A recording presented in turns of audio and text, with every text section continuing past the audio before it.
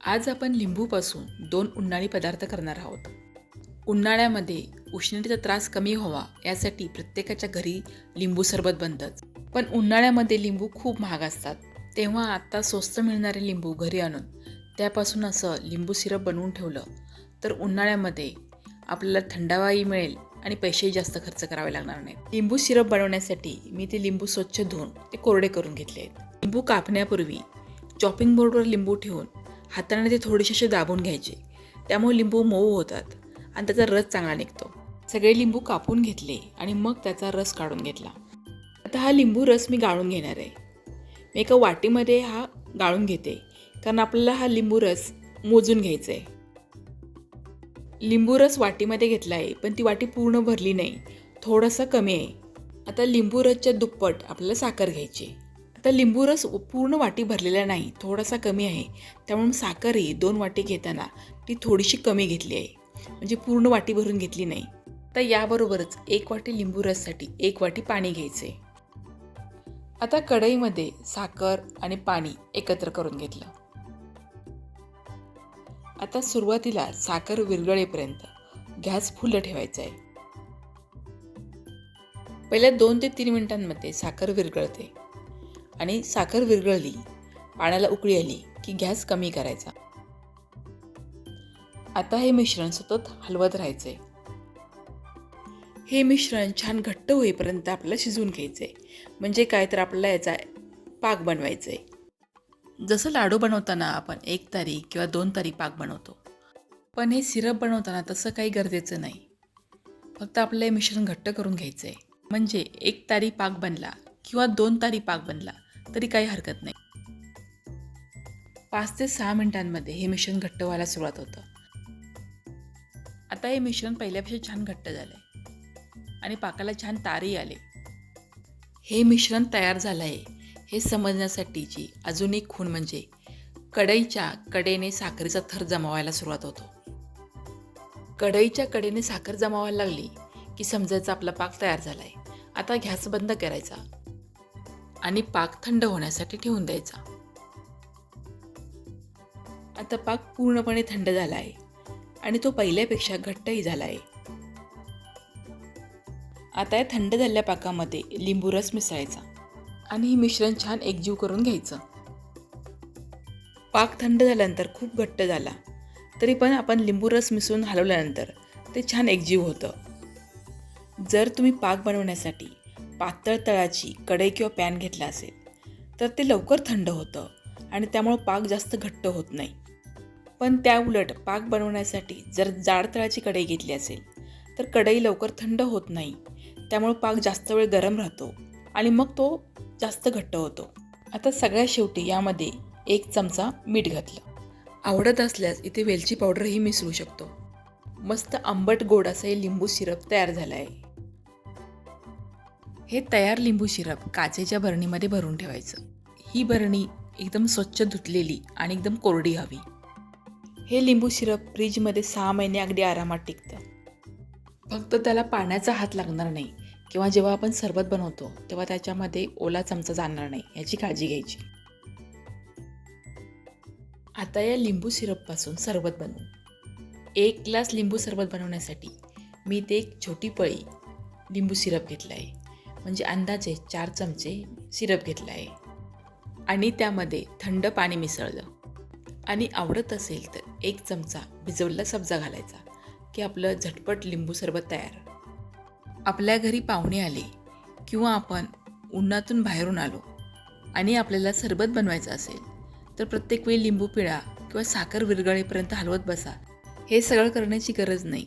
फ्रीजमध्ये जर लिंबू सिरप असेल तर फक्त 2 मिनिटांमध्ये आपला सरबत तयार होतो. लिंबूच्या रसापासून सिरप तर बनवलं, पण तर सालांचं काय करायचं? ही साल आपल्याला फेकून द्यायची नाही आहेत. या लिंबूच्या सालापासून आपण लिंबूचं छान चटकदार असं लोणचं बनवणार आहोत. त्यासाठी ही लिंबूची सालं छोट्या आकारात कापून घ्यायची. ही सालं काही एका आकारात कापायची गरज नाही कारण आपण हे मिक्सरमधून बारीक करून घेणार आहोत. जर आपण अशीच सालं मिक्सरमध्ये टाकली तर सालं मोठी असल्यामुळं ती व्यवस्थित बारीक होणार नाहीत, म्हणून त्याचे थोडे बारीक तुकडे करायचे आणि मग ती मिक्सरला लावायची. आता ही बारीक केलेली लिंबूची सालं मिक्सरच्या छोट्या भांड्यामध्ये घ्यायची आणि त्यामध्ये 2 लिंबूचा रस घालायचा. कारण यामधून आपण पूर्णपणे लिंबूचा रस काढून घेतलेला आहे, त्यामुळे सालं एकदम कोरडी झाली आहेत आणि ती छान मिक्सरला बारीक व्हावीत आणि लिंबूच्या सालीचा कडवटपणा थोडा कमी व्हावा यासाठी ते लिंबू रस घालायचा आहे. आता ही लिंबूची सालं मिक्सरमधून बारीक करून घ्यायची आहेत. मी ही लिंबूची सालं थोडी जाडसर ठेवलेत. तुम्हाला हवं असेल तर तुम्ही याची एकदम बारीक पेस्ट पण बनवू शकता. बारीक केलेली लिंबूची साल एका स्टीलच्या डब्यामध्ये काढून घेतली आणि डब्याला घट्ट झाकण लावून घेतलं. लिंबूच्या सालीमध्ये अजिबात पाणी घातलेलं नाही. आता हा डबा कुकरमध्ये ठेवून मध्यम गॅसवर याला 4 शिट्टी देऊन घ्यायचे. 4 शिट्टी झाल्यानंतर कुकर बंद केला आणि पूर्ण थंड झाल्यानंतर त्यामधला डबा काढून घेतला. लिंबूची साल एकदम मऊ शिजली आहे. आता ही शिजलेली लिंबूची साल एका वाटीने मोजून घ्यायची, कारण आपल्याला त्या प्रमाणातच साखर घालायची. आता इथे बरोबर 1 वाटी लिंबूची साल भरली आहे. आता मी लिंबू सिरप बनवण्यासाठी ज्या कढईमध्ये पाक बनवला होता त्याच कढईमध्ये हे लिंबू साल मी घेतला आहे, कारण या कढईला साखर लागली आहे आणि लिंबूच्या सालामध्ये आपण साखर घालणारच आहोत. 1 वाटी लिंबाचं साल भरलं होतं, त्यासाठी इथे मी 2 वाटी साखर घेतली आहे. त्याबरोबरच 1 चमचा मिरची पावडर आणि 1 चमचा मीठ घेतलं आहे. आता हे लिंबूच्या सालीमध्ये साखर, मीठ आणि मिरची पावडर छान मिसळून घ्यायची. साखरेच्या ऐवजी इथे 2 वाटी किसलेला गूळही वापरू शकतो.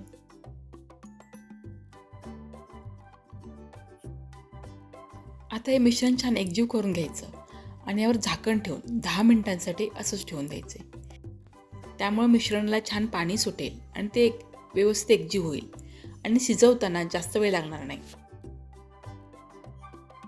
आता 10 मिनिटांनंतर बघा, हे मिश्रण छान ओलसर झालं आहे. आता हे शिजवून घेऊ. आता ही कढई मी गॅसवर ठेवली आहे आणि गॅस फुल्ल करून हे मिश्रण शिजवून घ्यायचे. सुरुवातीला साखर विरघळेपर्यंत गॅस फुल्ल ठेवायचं आहे. साखर छान विरघळली आणि मिश्रणाला उकळी आली की मग गॅस कमी करायचा. जशी साखर विरघळेल तसं हे मिश्रण पातळ होईल. हे लिंबूच्या सालाचं लोणचं बनवण्यासाठी वेगळा वेळ काढायची गरज नाही. म्हणजे आपण लिंबूचा सिरप बनवला की तो थंड होण्यासाठी 5-1 मिनटं द्यावी लागतात. तेवढ्या वेळेमध्ये आपण हे लिंबूची साल कट करून मिक्सरमधून बारीक करून घेऊ शकतो आणि ही साल कुकरला लावून घ्यायची आणि तेवढ्या वेळेत सिरप बनवून घ्यायचं. हे दोन्ही कामं एका वेळी होतात. आता बघा, या मिश्रणाला छान उकळी आली. आता गॅस कमी करायचा आणि फक्त 2 मिनिटांसाठी हे मिश्रण शिजवून घ्यायचे. लिंबूची साल आपण आधीच शिजवून घेतलेली असल्यामुळे इथे जास्त शिजवायची गरज नाही. फक्त हे साखर, मीठ आणि मिरची पावडर छान मिसळावी, एकजीव व्हावं म्हणून आपल्याला फक्त 2 ते 3 मिनिटांसाठी शिजवून घ्यायचे.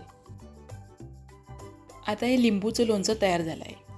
याला खूप छान लाल रंग आला आहे आणि ते दाटसर पण झालं आहे. आता गॅस बंद करायचा आणि हे मिश्रण थंड होऊ द्यायचं. हे लिंबू लोणचं आता जरी पातळ दिसत असलं तर ते थंड झाल्यानंतर अजून घट्ट होणार आहे आणि त्याचा रंगही गडद होणार आहे. लोणचं पूर्णपणे थंड झालं आहे आणि ते पहिल्यापेक्षा घट्ट झालं आहे. हे लोणचं उपवासालाही चालू शकतं, कारण यामध्ये आपण काहीच मसाले घातलेले नाहीत. हे लोणचं चवीला इतकं छान होतं ना की कोणाला सांगितल्याशिवाय कळणारच नाही की हे लोणचं लिंबूच्या सालीपासून बनवलं आहे. लोणचं काचेच्या हवाबंद कोरड्या भरणीमध्ये भरून ठेवायचं आणि जेव्हा आपण हे लोणचं काढतो तेव्हा तो चमचा पूर्णपणे कोरडा असला पाहिजे, म्हणजे लोणचं खराब होणार नाही. तर आता बाजारामध्ये स्वस्त लिंबू मिळत आहेत, तर ते लिंबू घरी आणून त्याचं असं छानसं लिंबू सिरप आणि लिंबूच्या सालीचं हे चटकदार लोणचं नक्की बनवा आणि तुम्हाला कसं वाटलं मला कमेंट करून सांगा. व्हिडिओला लाईक आणि शेअर करा.